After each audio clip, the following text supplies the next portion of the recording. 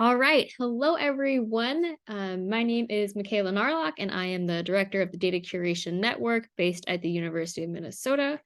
On behalf of the Data Curation Network, I am incredibly excited to welcome you to the fourth and final event in our virtual learning series that we've titled Sustaining Open Research.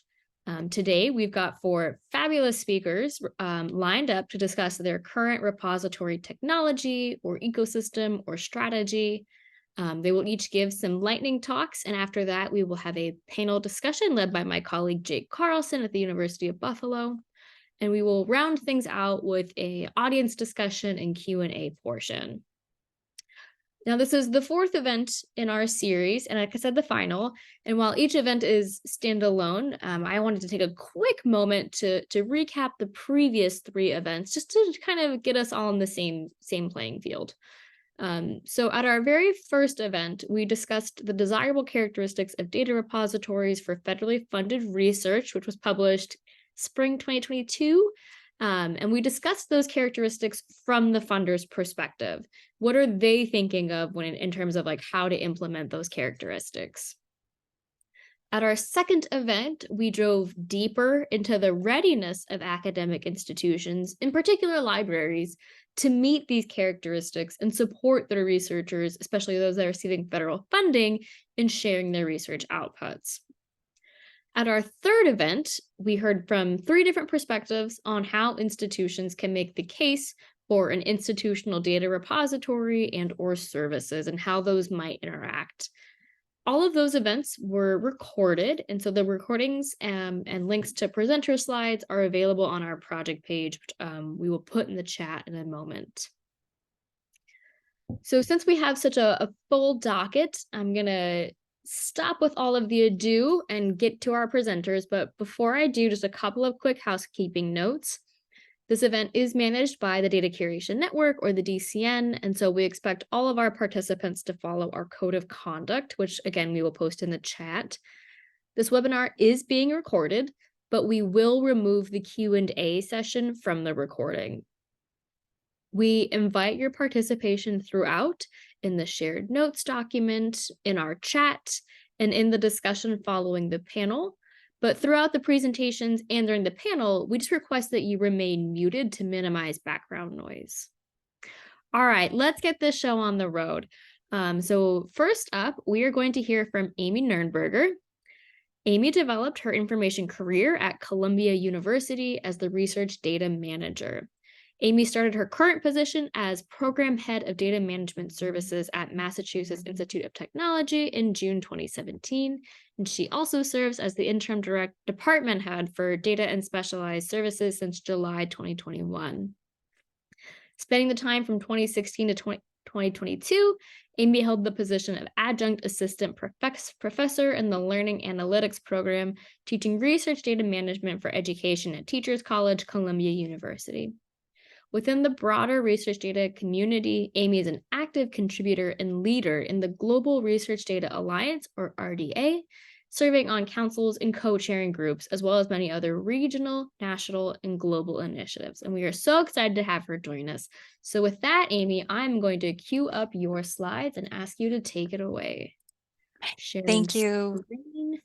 Thank you so much for that delightful introduction, Michaela. I really appreciate the kind words, and I really appreciate the opportunity this community is offered as well to talk about issues around what our infrastructure looks like and how we intend to sustain our ideals around what scholarship looks like, what research looks like. So I'm talking today about what we've done at MIT, and be a little bit different than some of the other presenters, because at MIT, we don't have an institutional research data repository.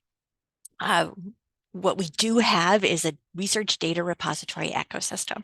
So a little bit about how we got here. As Michaela mentioned, I came to MIT in 2017, and one of the first questions I asked was, well, it's MIT. It's MIT. What are we going to do about all of the amazing data that our research community is producing? Maybe we should consider having an institutional research data repository. And I was told, no, No, thank you. And also, no, thank you. Please stop asking after I had repeated the question several times. And for some very good reasons is that we've decided to go down this particular path as an institution. So rather than really focusing around an institutional research data repository, looking at other ways to build and sustain and support our ideals, our mission around what infrastructure for scholarly communication and reproducible and open research and scholarship infrastructures might look like.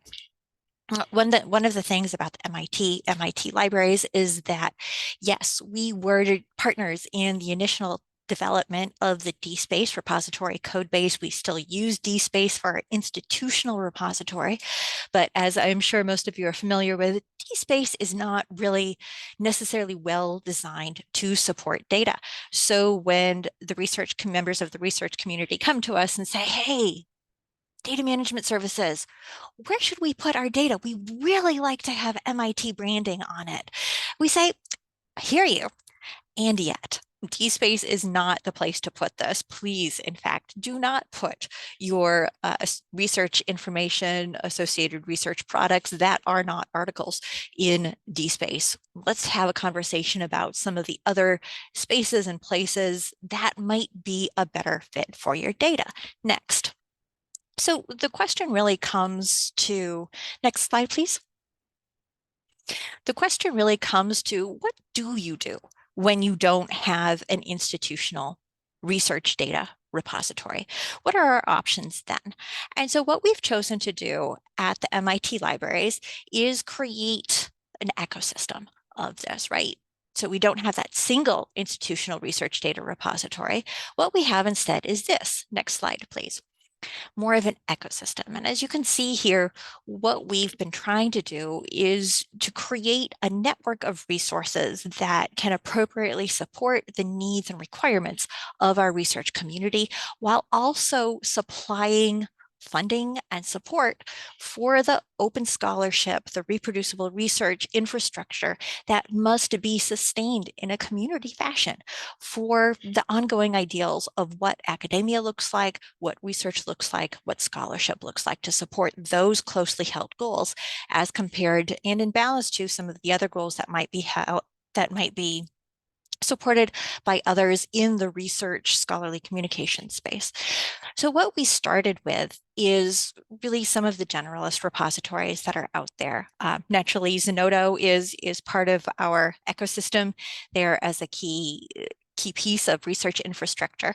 And in addition to Zenodo, we have ongoing relationships, financial relationships with Open Science Framework, with ICPSR, and with Dataverse. I do want to say about Dataverse is through the Harvard MIT Data Center. We have a special relationship with Dataverse in that space. So we also support Harvard Dataverse financially for that space. And as we continue to work with our research community, we also want to acknowledge that how people do research, how people publish their scholarship changes as research practices and methodologies change as well. And so we have also brought more repositories into our space in appreciation and understanding of the fact that these research needs are changing. And these include the Qualitative Data Repository as well as Dryad.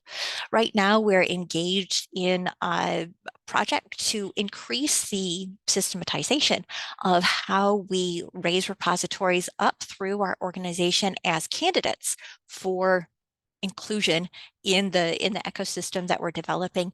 And so, we're pulling on resources from across the broader community, especially looking at some of the work that the Data Curation Network has done in understanding, what are the desired the qualities when we look at a repository. When we say, yes, this is something that MIT libraries should be providing support to so that it does become a sustainable part of our ongoing scholarly communication and research infrastructure, what is going to continue to support all of us together in this space of research reproducibility. So we're not putting, not encouraging our researchers to put data in a place that looks like it's great today, but we don't know what's going to happen to it 5 years from now, 10 years from now. So keeping those things in mind. And one of the things I'm really looking forward to this project is hopefully being able to share out some of our processes that we develop around this in hopes that it might be useful and to get others' feedback on how we might improve this going forward as well.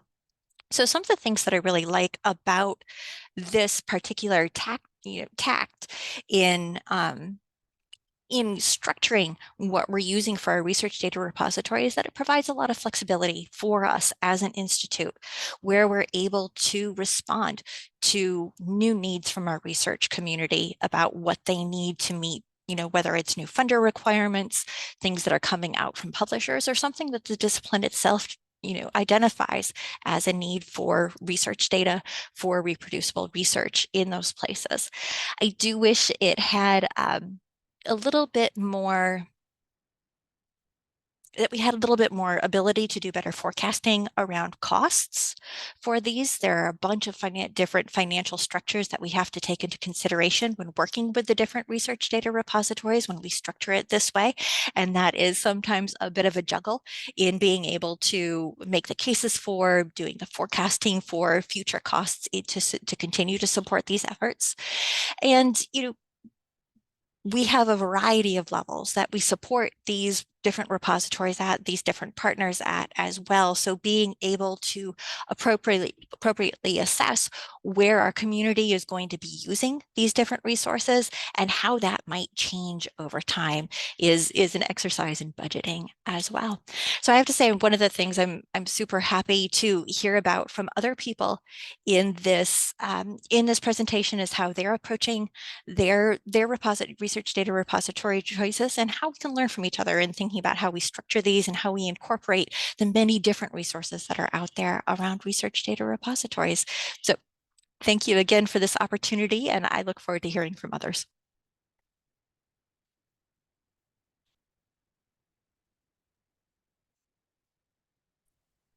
Okay, I believe we are queuing up the slides for our next speaker.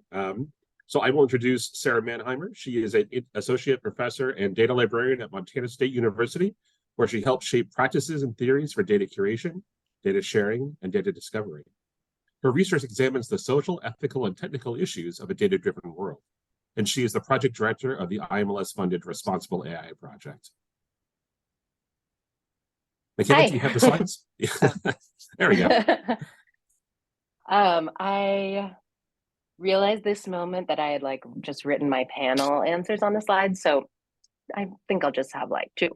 But I wanted to talk, I was asked to talk about our Dryad membership at Montana State University. We are Dryad members, and that has been, I guess, we have a very similar story to Amy. When I arrived in 2014, one of my roles was to build a data repository. So we tried putting a few data sets in DSpace, but then realized that wasn't going to work. And then started to try and build a different data repository. We were looking at various CCAN and various other systems. It was kind of before Dataverse, before there were systems that were common. But that we're a small university. We don't have a huge budget. And so it was just looking storing data sets and managing the software was overwhelming for us. So we had a time in which we just said, go, write this into your grant and go deposit at a data repository that works for you. And I had also done, this is an old study now, I should redo it, but I had done a study about how data are found and reused in 2015. And it seemed from that experimental study that if data were in disciplinary repositories or repositories that are used more by other people in your field, that they're more likely to be found and reused. So we kind of used that research that I had done to say, put the data in your disciplinary repository. And then that's when we started building. I think this is on the next slide. Will you go to the next slide, Michaela? So we built this MSU dataset search, which is kind of just coming to an ready for prime time state. So we it's the data catalog. We catalog the data that MSU researchers are publishing elsewhere. And so we don't store any data here. We add metadata. And so then when people can search data set search, and it's also, we're trying to optimize it for search engines, which other data repositories may not be findable in a Google search or as much. So when you click in, you search a name, you search a topic, whatever you're looking for, and then you click in and get to where the data set lives, like in Dryad, for instance. So I'd actually say, even though I was asked to talk about Dryad, this MSU dataset search is kind of our solution to having all of MSU's research data available to find in one place. But then we also do have a Dryad membership, and they're amazing. I feel like it's been a great experience for us to be able to really give our researchers a concrete place to put their data that's funded by us. But as I was sort of thinking about the panel questions, I'd say one of the main drawbacks of Dryad is that it can't handle sensitive or sort of restricted access data. And so we actually recently also got a subscription or a membership to Qualitative Data Repository to try and cover a little more ground. But I think, like Amy, in the future, we'll continue to sort of look at where our researchers are wanting to put data and which data repositories work best for us and for them. Yeah, that is our plan. So I think that's all I want to say. And then those are sort of my my panel answers. So spoilers. Thanks. Sorry about Excellent. that. Thank you, Sarah. Yeah. Great. Thank you, Sarah. I will go ahead and introduce our next speaker. I am pleased to introduce Kristi Holmes. Kristi is the Associate Dean of Knowledge, Management, and Strategy, the Director of the Galter Health Sciences Library and Learning Center, and Professor of Preventative Medicine in the Division of Health and Biomedical Informatics at Northwestern University Feinberg School of Medicine. My goodness, that's a long title. Sounds awesome, though. Dr. Holmes serves as the Chief of Knowledge Management in Northwestern's Institute for Artificial Intelligence and Medicine, and also serves on the leadership team of the Northwestern University Clinical and Translational Sciences Institutes, the NUCATS, where she directs evaluation and continuous improvement for the Institute and several other programs and centers, including the NNLM National Evaluation Center. All right, great. Thanks so much, Jake. And I'd like to extend my thanks to DCN, not only for organizing this event, but also for the incredible support that they show our entire community in just helping to raise issues and bring people together to discuss what is often a very challenging space. So thank you very much. I'm going to share our institutional repository that we have for Northwestern Medicine Feinberg School of Medicine. It's called PRISM. PRISM is built on the Invenio RDM software, and Invenio RDM is a really terrific effort. It's a collaborative open source community project in partnership with the Zenodo team. And if you can see here that I have basically two columns of information, right? I have links and I have thanks, and those are both very critical. The links, you can see a link to our repository. You can also see a link out to the open source project for Invenio RDM. There you'll get a chance to see the roadmap. You can see some of the institutions that have adopted and installed this software. I can tell you, I know NYU has installed it, and then Caltech has Caltech data running on it, which is a really terrific example of the software in action. There's documentation, and then Zenodo will be running on Invenio RDM as of in a few days. So they're migrating all 3 million plus records onto this new software architecture. So we're really excited to see that come to fruition. Primarily because Zenodo is such a well-loved tool. That's one of the reasons. Oh, wonderful. I just saw Sebastian's comment. Friday is Invenio Day at Zenodo. That's true.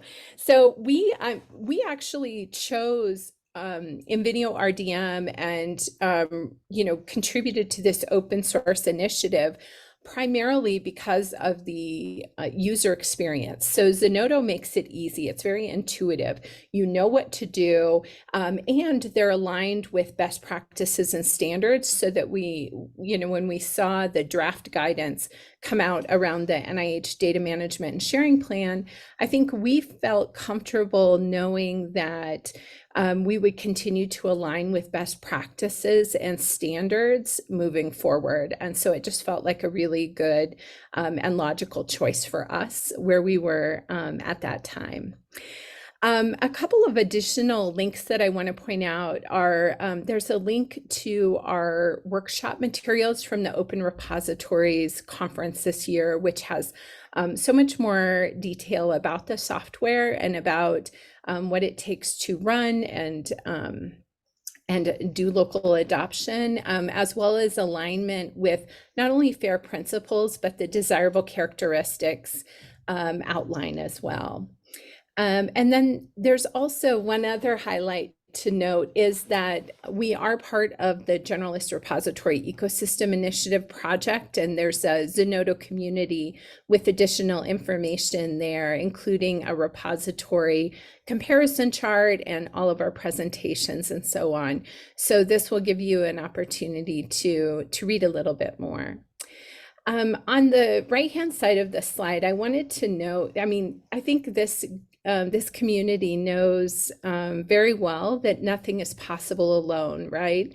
And so not only has this been a tremendous open source community and partnership through Invideo RDM, but there are a number of other collaborative efforts that help to drive good work forward. So I mentioned GRAY. There's also the US Repository Network, which is a really outstanding effort that's coming up in the United States in terms of thinking about leveraging institutional repositories as important institutional infrastructure to accomplish good work. The Confederation of Open Access Repositories, which we fell in love with, I think, when we were early in our Invideo RDM days, because they do have a best practices framework around institutional repositories, and it really helped us understand the interplay between the behaviors that we want to try and encourage and the technologies that we can incorporate to help to make that possible. And then finally, just a quick shout out to Make Data Count. There is a new program that is supported by Wellcome Trust in partnership with the Chan Zuckerberg Initiative for the Open Global Data Citation Corpus, which will also help to begin to pull together the information so that data sets housed in our institutional repositories and elsewhere can become first-class research objects. And so we're really pleased the GRAY team is integrating best practices and standards across the range of repositories that participate in that effort. We participate through Zenodo, but there are others as well, Figshare, Dataverse, Dryad, and so on. And everyone is lining in some of these key characteristics for our repositories, which we're thrilled about because that helps to support interoperable workflows. Before I go to the next slide, I also want to note a couple of words of thanks. So first of all, our local PRISM team at Galter Library, it was a tremendous effort. Everyone knows that these repository projects are never easy, never. They are always challenging and more challenging than we think. And I just want to give a shout out to the team at Galter because they did an amazing job. This project was led by Karen Gutzman and Matt Carson in Galter Library, and the entire team was very collaborative across all of our departments because I think, especially with these large projects, it really takes every perspective weighing in and championing it forward to make sure that we get a product at the end that reflects the user needs. And again, shout out to the Invideo RDM open source community. Funding for this work is both through the Generalist Repository Ecosystem Project in the Office of Data Science Strategy, as well as our Translational Sciences Institute. And there are, just to highlight a couple of key features, and we can go on to the next page. It's user experience is always at the forefront of what we do, but we think about this in the context of use cases, right? And so I was really pleased to hear that Sarah mentioned the data catalog perspective. That's also something we're thinking about. So we want to store data, but we don't always store every data, right? So sometimes there are privacy or security considerations that mean that we can't store the data, or perhaps there's guidance that the data need to be deposited into a subject or a specific organizational repository. And so with metadata records, empty metadata records, just those landing pages, we can make those data findable, right? We also, I think, want to think about our repository as part of the fabric of the way that we do work. So it's more than complying with federal data sharing, although absolutely we want to do that, but we want to think about it in a more nuanced way and reflect the way that users come to the table to talk about sharing and preservation and metadata and all of these topics. And so I've highlighted a couple, just some sample use cases so that you can see that this is sometimes a very complicated thing. So we can see, for instance, our early stage investigators may have a range of digital objects that they want to have findable that may not necessarily fall under that header of data, but is an integral part to their research study and really helps to provide clarity in terms of reproducibility of the work. Another great example is was actually highlighted with our work with the Chicago Cancer Health Equity Collaborative, or Chicago CHEC here in Chicago. And it is, I think, really reflects the way that research teams are, where we are no longer just a single researcher in a single lab, doing our own science and happy to move forward in that manner. I think now we're seeing that research is much more collaborative, and ideally it's partnering with the community. And so that's what we've seen with Chicago CHEC, is that the community members are a critical part of that project. They're contributing to research products that are created, they're partnering on papers, they're integrated into research studies, helping to drive and identify meaningful research questions. And so being able to have a repository that can kind of reflect those different nuanced perspectives is important. So I'm not going to go through all of these, but I did want to highlight we're looking at a range of things. And thanks, Michaela. And then the last slide is just to put a shout out for GRAY. This is a highlight of the objectives of the GRAY initiative, and there's the link to the project. But what I do want to highlight is that, so I love this project. The reason I love it is because it brings together a range of different repositories. We have commercial solutions, we have open source solutions, we have things that are hosted or either at an institution or can be leveraged by an institution, or they sit separately. And I think that really highlights the way that this ecosystem is evolving, that many of us, like have been mentioned in the previous talks, are looking at ways to meet those local needs. And we have a bouquet of options that we can take advantage of. And so GRAY really helps to make sure that all of those options are on the same page with respect to some of the different features and incorporation of standards. So with that, I will hand it back over. Thank you very much. All right, thank you, Kristi. And our final lightning talk comes from Wendy Kozlowski. Wendy is the Director of Research Data and Open Scholarship at Cornell University Libraries, and is the coordinator of the Cornell Data Services Group. This group is a cross-campus collaborative organization that provides data management services to faculty, staff, and students throughout their entire research process. The Research Data Services Group is responsible for oversight of Cornell's institutional repository and the Cornell University Library's data services, including curation of data sets in the IR. Wendy's background is in biology and marine ecology, and her work on the NSF Long-Term Ecological Research Project before coming to Cornell in 2011 helps her center the research perspective in her open scholarship and data work at Cornell. So with that, take it away, Wendy, once we have your slides up. So I decided to embrace the conversational nature of these panels, and I didn't make any slides. So y'all have to look at my face throughout this whole thing. Apologies for that.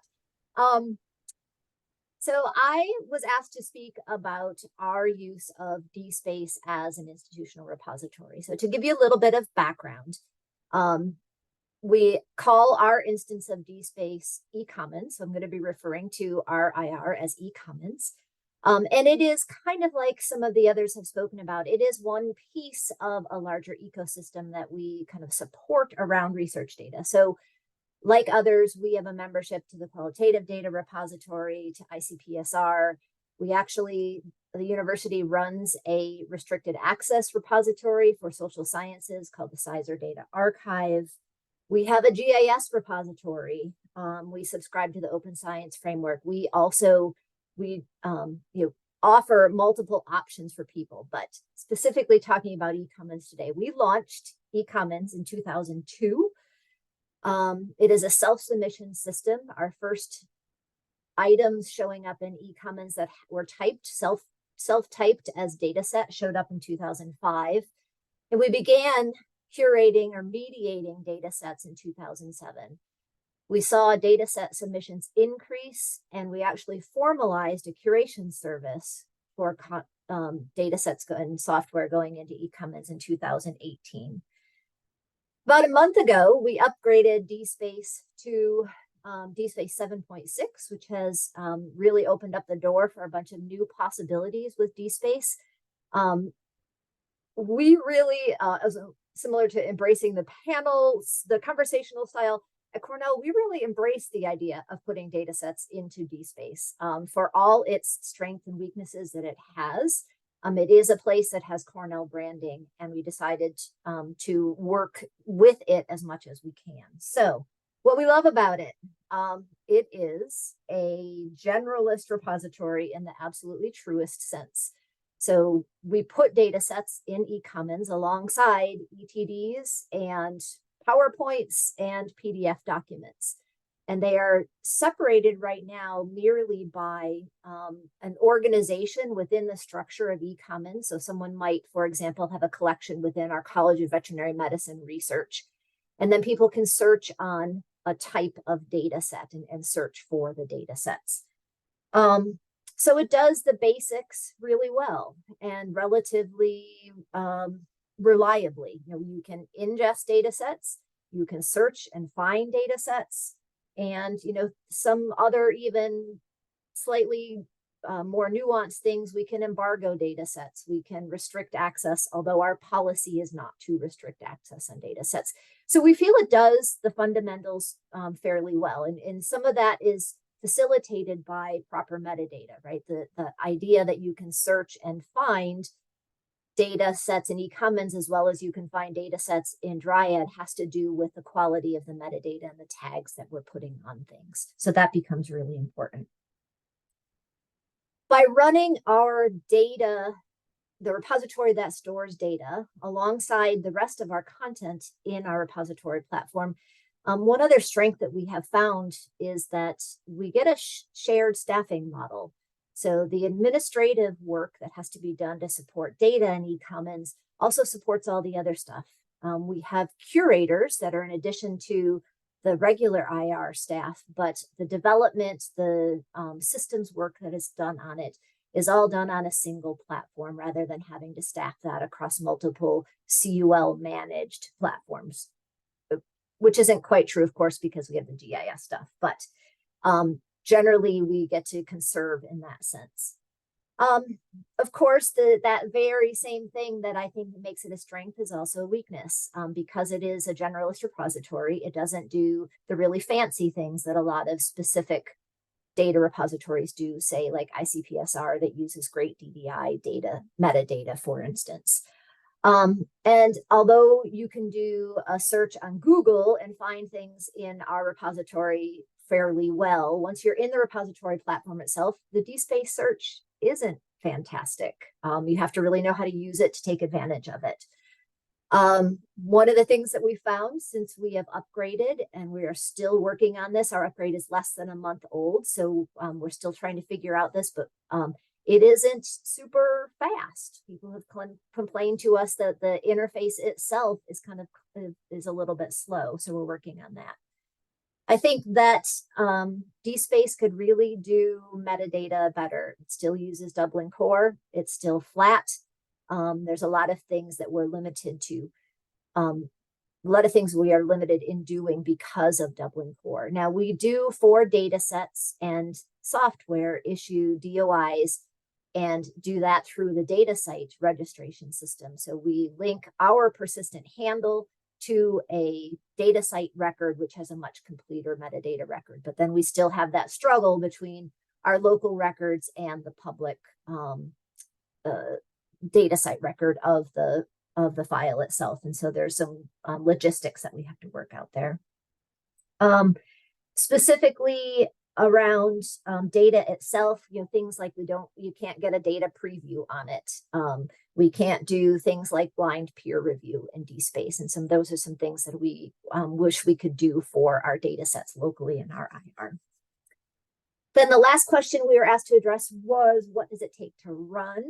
And so I thought I'd go over that really quick. As far as staffing for our DSpace instance, we have a total of 2.25 FTE spread across a full-time repository manager, a part-time administrator that helps answer emails and funnel questions and create collections, things like that. We have a part-time or a metadata librarian that works part-time on our system. We have 2 data curators, and we also have a fraction of time of the library's systems and development teams that work on it. The amount of time that those people spend on it, of course, really varies. The last 6 months during migration, they spent a lot of time on it. When everything is running smoothly, we need them to occasionally reset a handle server or reboot the servers if something goes wrong. But generally, we don't need much of their time. We also have some costs associated with actually running the servers and the storage. We pay about $48,000 a year for that. We also pay to be a member of the DSpace community at the gold level, so that runs us about $10,000 a year for that membership. And I believe that that is the initial set of questions I was supposed to provide you some background information on.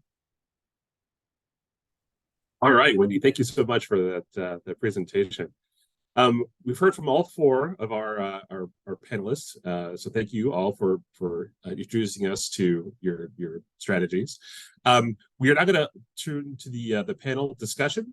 And again, if you do have questions for all or for any of the panelists, please do list them in the chat. But I'm going to ask 3 questions of our panelists, and we'll go from there. So I was really interested in hearing, you all present sort of different approaches to or responses to the same kind of conundrum or challenge of providing support for data sharing through repositories or through some sort of strategy along those lines. And I'm curious to hear from each of you, what would you say are the strengths and weaknesses of your current strategy or approach to repository platforms or technologies? Who'd like to start with that one? I think Amy, I I see you start. smiling. Okay, go ahead, Karen. No, that's fine. I feel that the using external tools like Dryad, it does mean that you don't have as much control over what happens. So just this week, I'm working with a researcher who has like 5 terabytes of data, and Dryad has 300 gigabyte limits. And so there's kind of like almost nothing I can do. We're splitting it into a bunch of smaller data sets, and hopefully that will meet the requirements. But I'd say that is something that at this moment is causing me a little bit of concern. And they also have 100 authors on their data set, and we're going to have to enter them in manually. Whereas if we had our own IR, we'd be able to potentially use an API or use an automated method. So I'd say that is a main concern for me with Drive. That's like a weakness is with using someone else's infrastructure is the lack of control for the things that I need. But of course, major strength is that I don't have to worry about many of these issues. It's like, I'm not worrying about what my data limits are or how much I can store locally. So those strength and weakness go hand in hand, I guess. So I've been experiencing that this week. Yeah, I would agree with some of those points, definitely, Sarah. There is that balance between there's only so much that you can offer through the relationships that you have with an external provider of infrastructure. There's only so much you can put on like the development map or what have you in those places. At the same time, that balances, the number of FTEs we have supporting our research data repository is very, very, very, very, very, very small. And it really comes down to writing guidance document and having consultations with people, which you're doing anyway, regardless of whatever solution that you provide. But we don't have the technology support in our library technology suite to support developers and all of those things. So the resources that Wendy was talking about, we don't have those resources, which means we cannot customize. But on the other hand, we do not have to carry those resources, and what's more, carry them into the future as to continue to maintain and sustain a particular platform necessarily.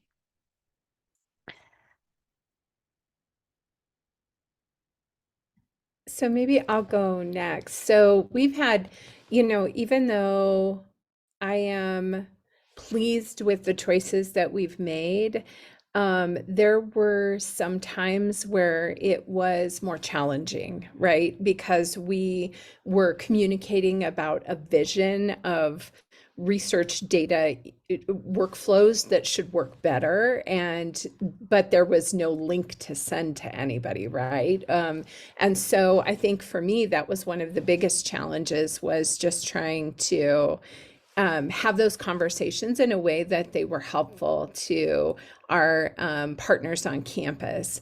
I think also it's, when we are working with an open source community, it does give us the opportunity to provide input and feedback and to help to drive those conversations around user experience. But we are just one voice. So we have a very heavy slant toward biomedicine. And I know that some of the things that our friends and colleagues from other institutions may have a more, a broader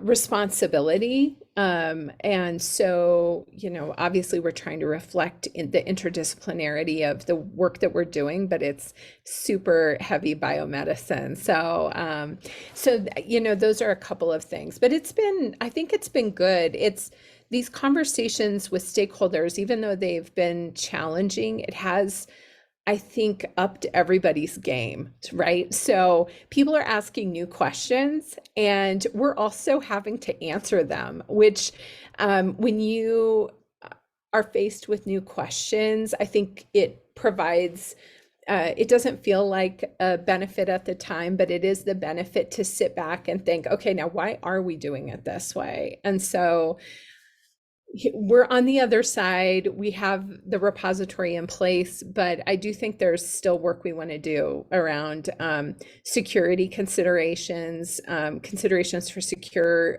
data and how you manage that. I also think we want to continue to do more work on user experience. So this is the first, we implemented it, but I think we want to work on like the user interface, some of the resources that we provide to people so that they can make the most of storing their information in that form.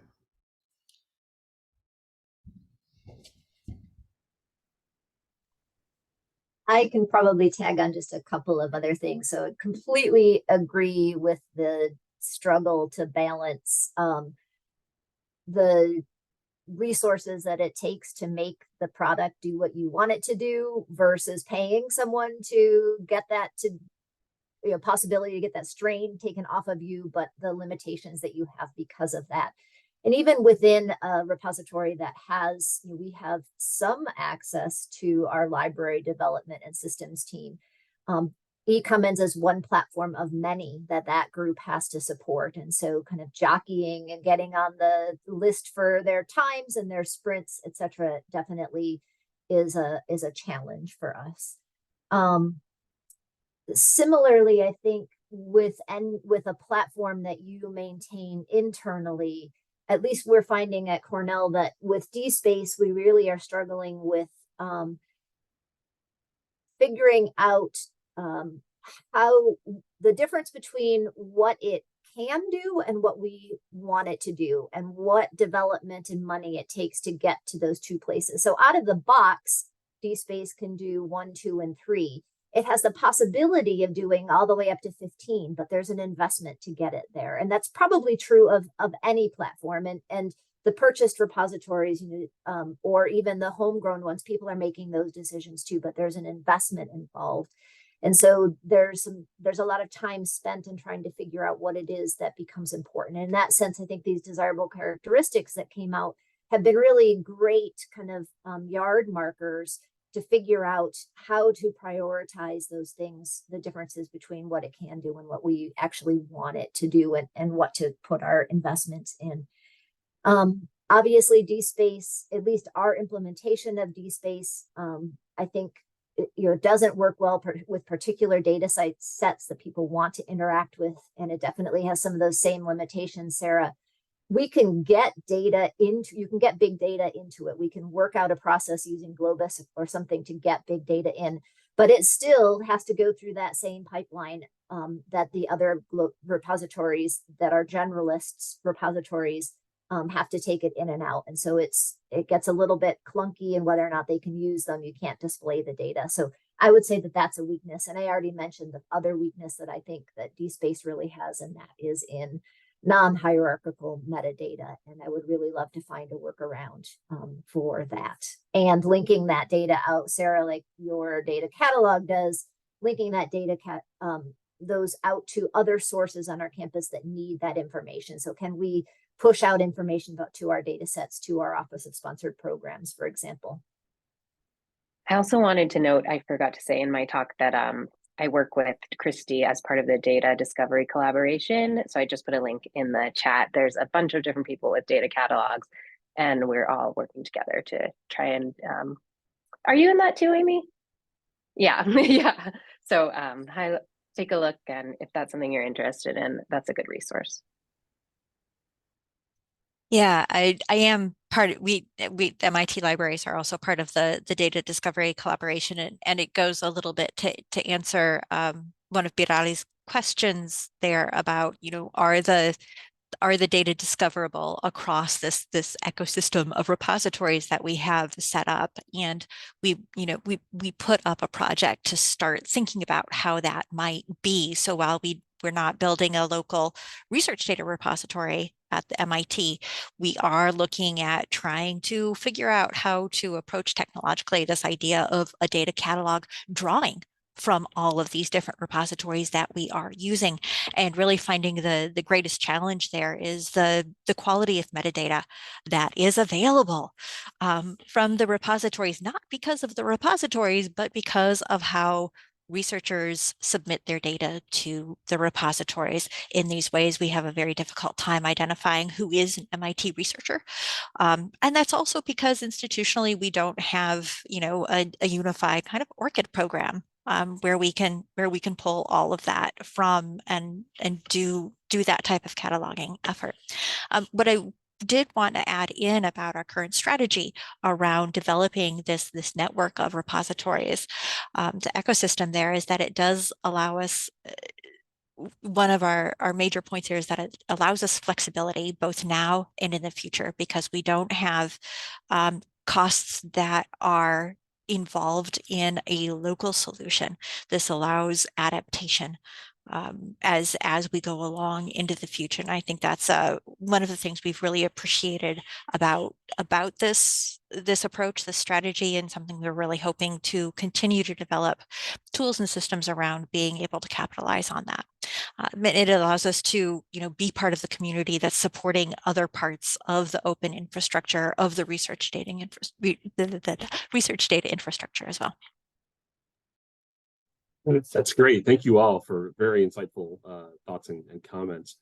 So our next question for you is, I'd imagine that a number of folks here are also sort of thinking about the challenges that you faced and tried to answer in your strategies and approaches. What would you say are the key criteria or questions for people to consider in developing their repository strategy?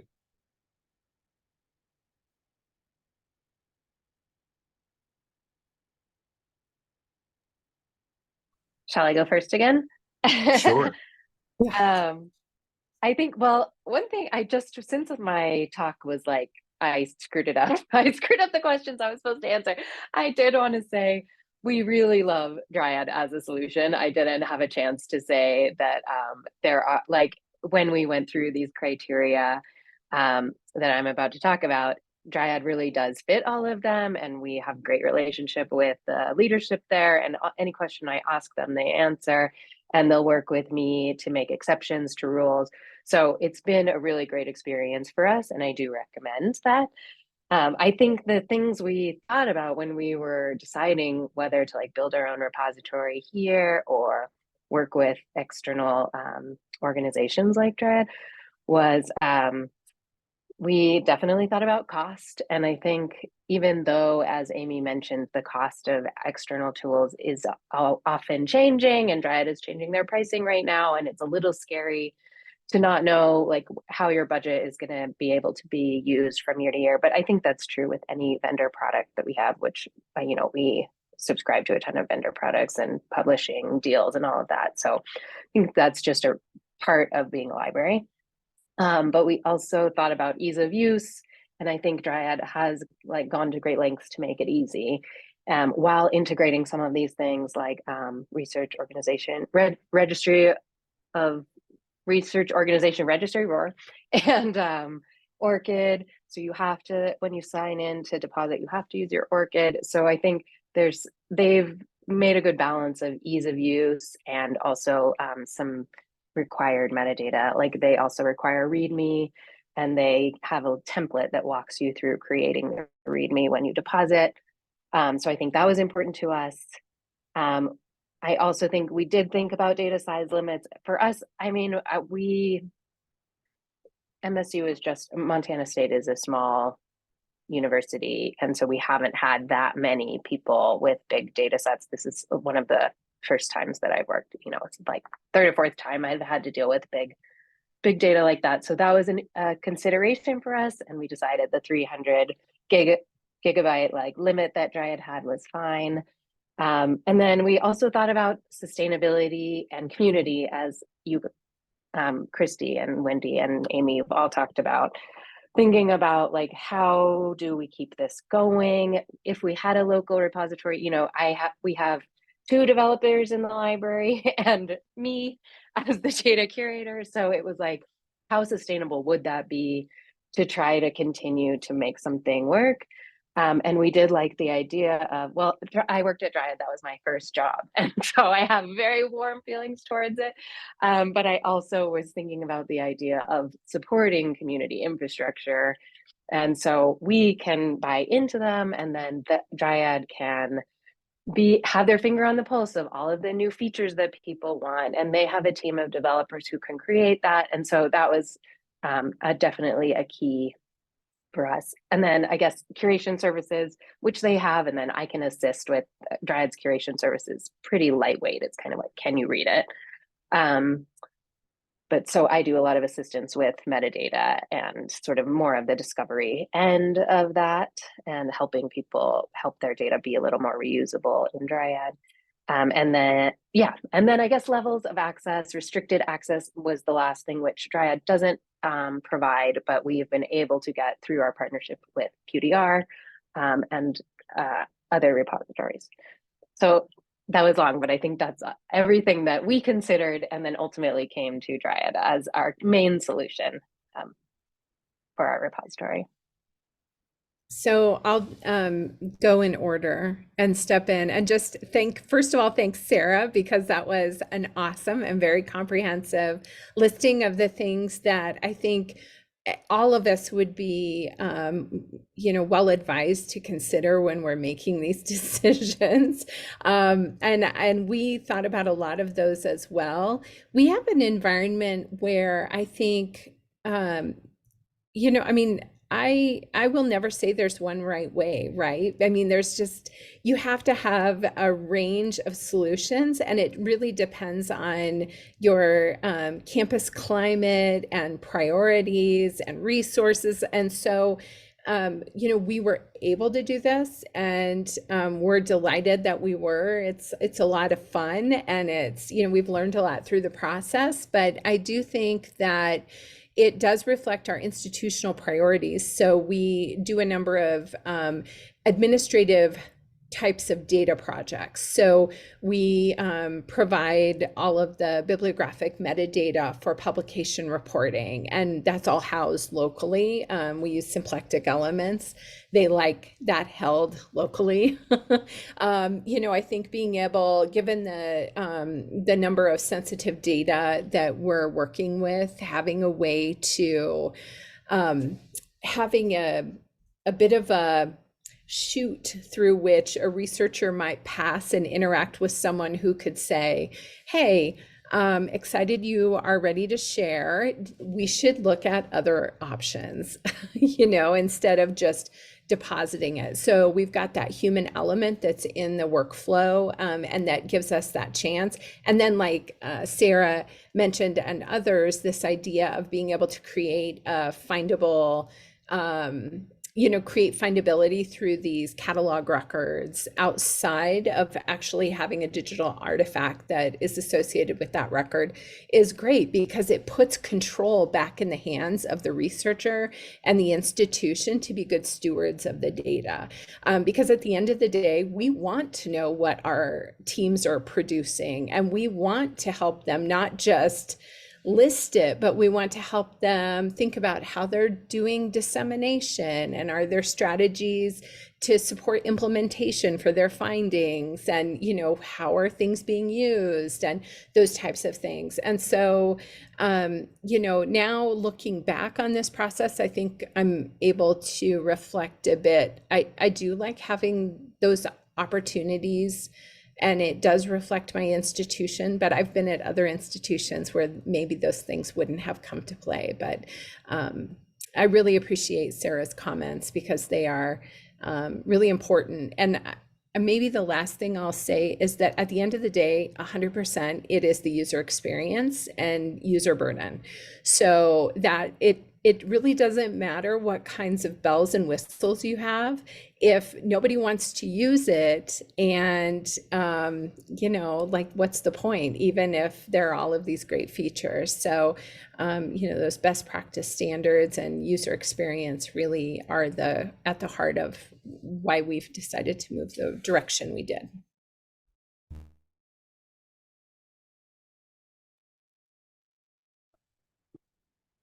I think we all should put at the number one top of our list of things to consider, Kristi, now is that it's fun. I think that should just be across the board. So one below that, I when thinking about my answer to this panel question, I came up with three things. And one I've kind of already mentioned, and it's been mentioned a couple of times already also, but I think it's worth really thinking about as INIH moves forward with their policies. Addressing restricted data in our repositories is going to be big. In combination with the federal requirements from the funders, there's also just a slew of requirements coming down the pike, just nationally across the board for academic institutions.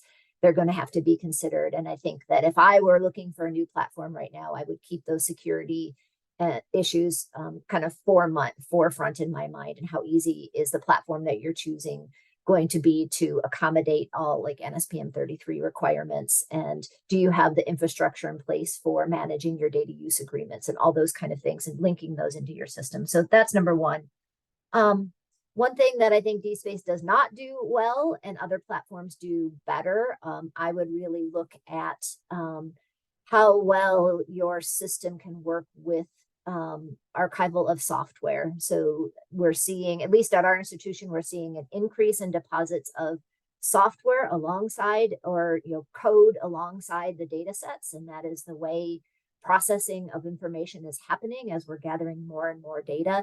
And so being able to, we can create links in DSpace to combine those two, but platforms like Dryad and their links to Zenodo can tie into GitHub in a much more smooth way for people and individuals and tracking of those data sets than we can accommodate in our homegrown or our homegrown DSpace. So that's something else I would really think about. And then really getting at this idea of the balance between ease of use, which is absolutely critical, but also, at least for us, not just curation, but rich curation was identified as an early value, important piece to us. So not our curation processes are probably deeper than what goes through some of the other public data sets. ICPSR accepting that probably. But we do, file level data curation and making a decision about whether or not your own local workflows, if that's a priority for you, does the workflow of the system allow you to do that? Or can you work out something with that vendor provided resource to allow you to do the level of curation that you've decided you want to undertake? So those were my 3 things, plus it being fun. Thank you for those, Wendy, and Sarah and Kristi as well, for the thoughts in us. And I want to talk more about rather than a single solution, thinking about a strategic solution, because research data, with any luck, is only a place that is going to evolve and grow and adapt to the methodologies of research that we're seeing right now, the methodology of scholarship. And so in that vein, thinking about the adaptability of whatever your solution or set of solutions or your overall strategic vision is for supporting your research community, your scholarly community, and thinking about not just when we say data, I like to take that expansive view of what we're talking about when we talk about research data. So as Wendy points out, it's the software that goes along with that and all of those other research outputs that are necessary in that space. So thinking about how those other items themselves are going to change and adapt along that. So adaptability as a major aspect of that strategic solution. And along with that, sustainability, because that is what we're talking about when we're talking about scholarship, when we're talking about that longevity, when we're talking about our roles as libraries in this space and what we bring as libraries to this space, to these conversations. Going hand in hand with that, we talk about FAIR data, love the acronym, it's a great acronym, all the things. But to be honest, most of our repository platforms cannot support FAIR data at this point. And so thinking about how we continue to grow the technologies, the applications of those technologies so that they can support that idea of FAIR in its machine interoperability flavor of FAIR, not the human. I would like to find things and make them readable to my eyes and not just to the machine eyes, but really that core machine findable, accessible, interoperable, reusable before we even get to the human aspects of that. And finally, thinking about where we stand, again, as libraries, again, as informational professionals in this space around that ethical sharing that supports research reproducibility at the heart, I think, of a lot of what we do. And again, what we bring as libraries to this space when we're thinking about those overall strategies and solutions for this massive and fascinating challenge space of research data. Wow, thanks to all 4 of you for some really thoughtful and well nuanced answers to that question. I particularly like the point about fun. I mean, the work that we are doing should be at least have some element of fun attached to it. So I'm attracted to that in particular. But I think all 4 of you, to varying extents, mentioned the idea of responding to community needs, and the community being the institution that you serve. And so the strategy really being developed in large part based on institutional needs and resources and such, which I think is excellent and really important to consider. But the next question, I think, sort of gets at perhaps not the opposite of that, but thinking outside of the institution. How well would you say your repository strategy lines up with the criteria listed in the desirable characteristics document? Really sort of seeing this document as an attempt to form good practice standards, expectations for the larger data community.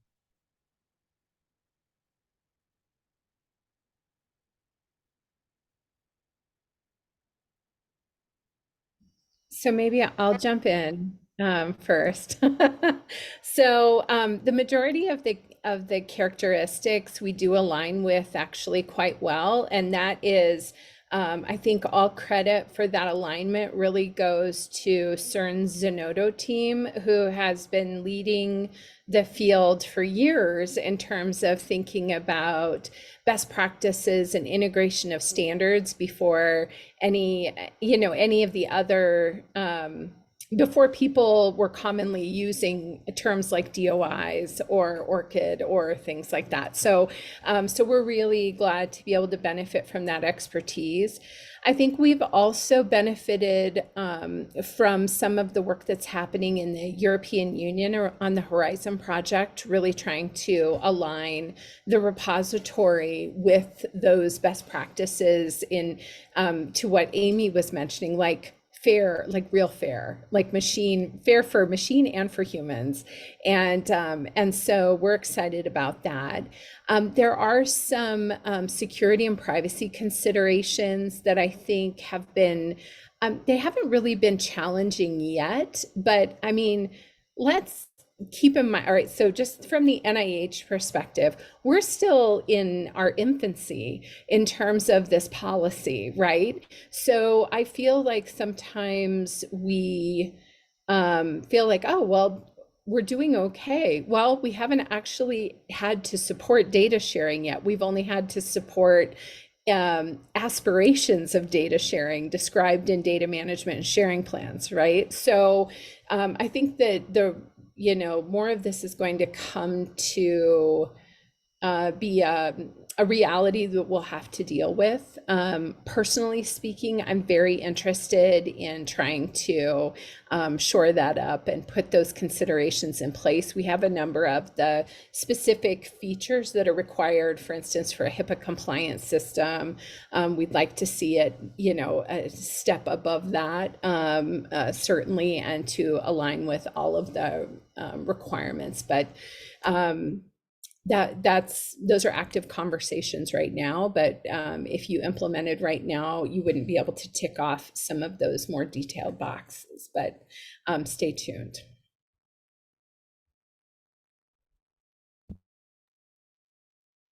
Yeah, I think looking at those characteristics made me grateful to be partnering with a repository that is more, that has been around a long time and has a full staff of people making sure that those characteristics are covered. And so as I looked through each of the characteristics, I do think most of them are addressed by Dryad, and more are in the works. And so I think it made me, like in my small university, feel really relieved to know that those were being addressed and that I could have my voice heard if I wanted something changed or but yeah, it made me feel confident that we had chosen the right solution here for us. Yeah, in that same vein, Sarah, I can say that's one of the, going back to the first question of the panels, what is one of the strengths of this particular strategy is, the desirable characteristics are part of our assessment criteria for when we look at, what repositories do we want to bring into the ecosystem for our research community? What are the repositories where we think that development for them is something we want to help support for the larger research community as well? And so being able to take those into that, and hopefully we can not just align with the desirable characteristics, but use some of that support to guide and carry forward, going beyond the desire, what's currently listed as the desirable characteristics into some of those other places that really move to supporting open, equitable scholarship, reproducible research, that whole family of things.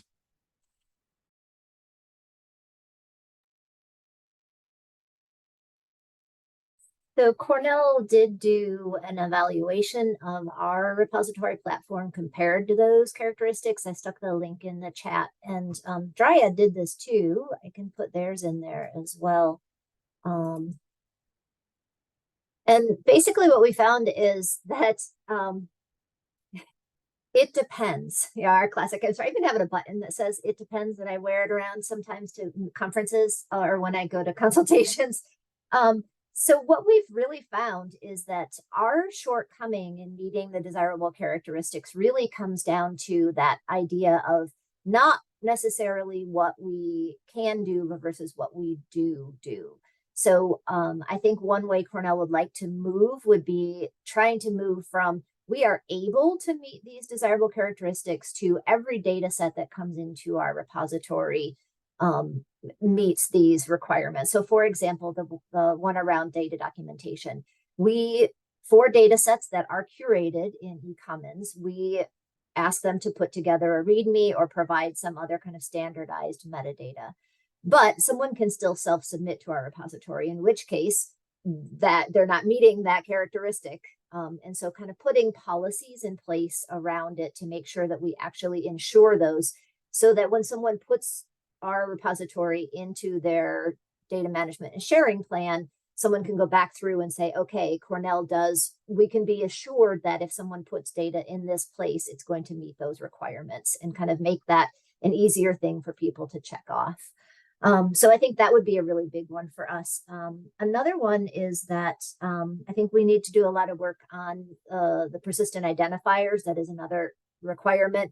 We issue them, but we haven't gotten to that point where I think they're going to go, and that's going to be linking into other systems like compliance systems. The lowercase c compliance in the library will whisper that word. But I think that that's something that we could really spend some time and effort to do a better job of. And then finally, this isn't necessarily in the desirable characteristic list, but I think all of this really depends on people and the relationship. And the data sets that go into any repository are really only as good as the researcher wants them to be. So being able to invest in education and teaching why it's important for data to be fair, no matter how good our infrastructure is, it still is going to be on the researcher to have a willingness to get their data to be fair or shareable or reusable. And so I think there's an investment that we need to make there, a continued and ongoing investment, because we all have been doing it for years, but not forgetting to lose sight of it. Yeah, fantastic. Thank you all for your thoughtful responses. I really like, Wendy, how you're sort of framing this as how do we operationalize those desirable characteristics and to put them into practice, and recognizing that it's not just us, but it's also the researcher that has to understand to be able to buy into that. And then Amy, your comment about the desirable characteristics being, sort of an evolving set of practices, as it's one step within this larger universe of and evolving expectations, standards, practices, however you want to call them. And this is not a static document, but one stage as we get closer and closer to that. So really insightful comments, all.